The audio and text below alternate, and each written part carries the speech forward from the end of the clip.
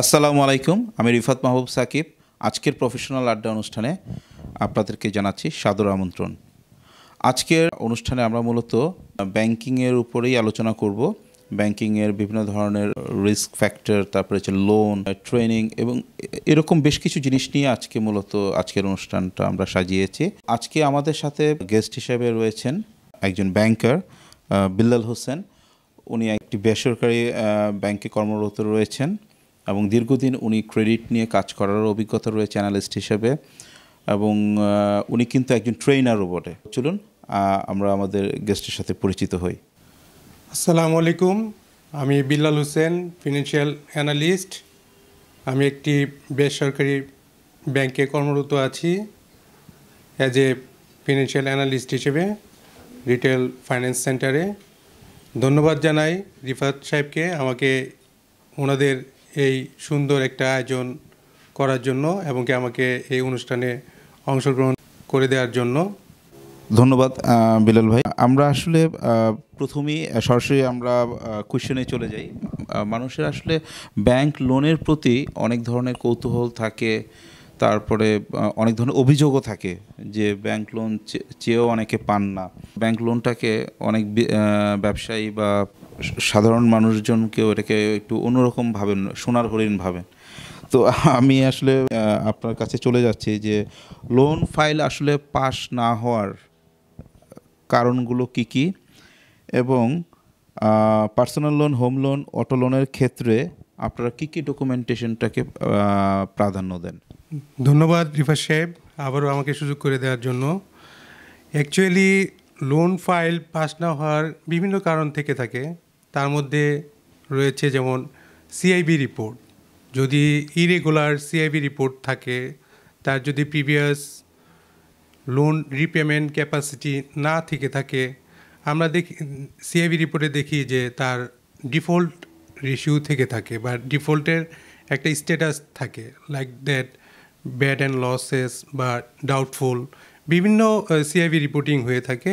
সেই ক্ষেত্রেও হচ্ছে লোন না পাওয়ার সম্ভাবনা থেকে থাকে, এক নম্বর। দুই নম্বর হচ্ছে যে তার স্যালারি, আমাদের যে রিকোয়ারমেন্ট আছে সেই রিকোয়ারমেন্ট অনুযায়ী স্যালারি তার সে পাচ্ছে না।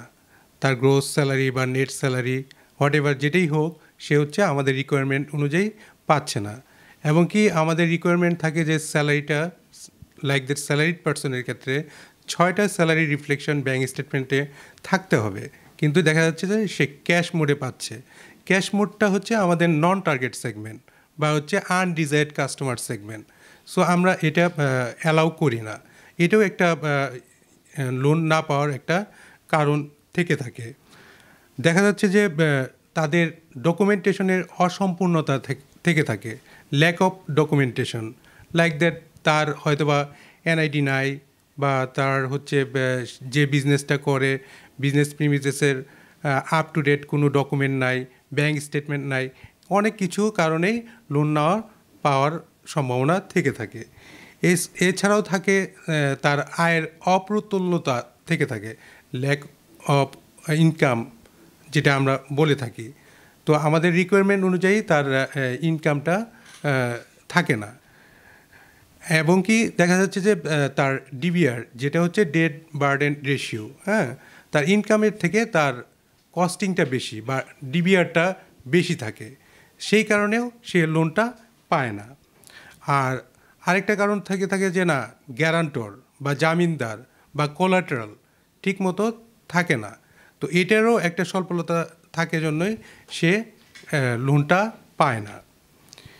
আর এটাও থাকে যে পেশাগত ঝুঁকি। অনেক চাকরি আছে যেগুলো কিনা risky sector, like that media personality, lawyer, বিভিন্ন যে নন টার্গেট সেগমেন্টগুলো আছে, ওই নন টার্গেট সেগমেন্টগুলোও আমরা লোন দিতে পারি না।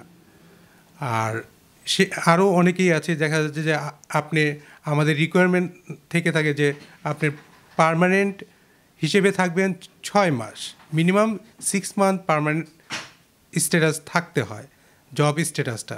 সেক্ষেত্রে দেখা যায় যে অনেকেই এখানে একটা অর্গানাইজেশনে 2 মাস আছে, অন্য অর্গানাইজেশনে আবার সুইচ করতেছে, তো সে ফিক্সড না।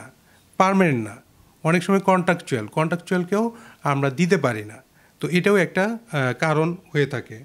আর নিরাপত্তা তো ঝুঁকি থেকেই থাকে, যে লোনের বিপরীতে জমা দেওয়া নিরাপত্তা বা মর্টগেজের মূল্যায়ন যদি ব্যাংকের নীতিমালার সঙ্গে না মেলে, সেক্ষেত্রেও সে লোন না পাওয়ার সম্ভাবনা থেকে থাকে। ধন্যবাদ বিলাল ভাই সুন্দরভাবে বিশ্লেষণ করার জন্য। আর একটা জিনিস অনেকেরই আসলে কোয়েশ্চেন ছিল যে, যেটা আপনার উত্তর মানে আপনার ডেসক্রিপশনের মাধ্যমে চলে এসেছে, সেটা হচ্ছে যে কন্ট্রাকচুয়াল এমপ্লয়িরাও কিন্তু লোন কিন্তু মানে পায় না আর কি। এটা হচ্ছে ম্যাক্সিমাম ব্যাঙ্কগুলোর বোধহয় এইটাই বোধহয় গাইডলাইন কন্ট্রাকচুয়াল এমপ্লয়ীদের ক্ষেত্রে, কারণ অনেকেই সাধারণত এই ধরনের কোয়েশ্চেনগুলো করে থাকেন আর কি। অটো লোনের ক্ষেত্রে বা হোম লোনের ক্ষেত্রেও কি স্পেশাল কোনো ক্রাইটেরিয়া বা এরকম কোনো কিছু কি আছে, মানে অটো লোন যারা অ্যাভেল করতে চান?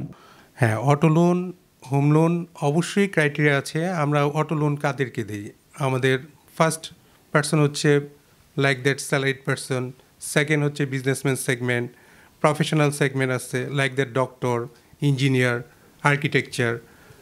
তো অটো লোনের ক্ষেত্রে যেটা হয়, আমরা সেম অ্যাসেসমেন্টটাই করি, ইনকাম অ্যাসেসমেন্টটা। সেখানেও ডিবিআর আছে, ইনকাম রিলেটেড যে ডকুমেন্টগুলো নিতে হয় সেগুলোরও রিকোয়ারমেন্ট হিসেবে থেকে থাকে। এডিশনালি অটো লোনের ক্ষেত্রে লাগে কোটেশন। অবশ্যই কোটেশনটা আমরা কোনো ভেন্ডর থেকে নিয়ে থাকি। হ্যাঁ, এখানে কোটেশনের আমরা 50%। রিসেন্টলি আপনারা দেখবেন যে বাংলাদেশ ব্যাংকের সার্কুলার হয়েছে অটো লোনের ক্ষেত্রে, যে